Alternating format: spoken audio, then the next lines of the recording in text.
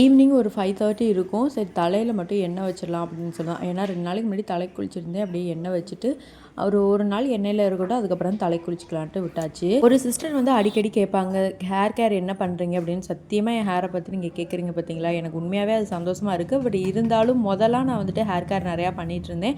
But இப்போ சுத்தமாக விட்டுட்டேன். தம்பி பிறந்ததுக்கப்புறம்லாம் இன்னும் சுத்தம் முடி போய்க்கிட்டு தான் இருக்குது சொல்லப்போனால். ஹேர் கேருன்னு பர்டிகுலராக நான் எதுவுமே பண்ணலை. பட் ஏதாவது பண்ணேன் அப்படின்னா கண்டிப்பாக ஃப்யூச்சரில் வந்துட்டு ஷேர் பண்ணுறேன்.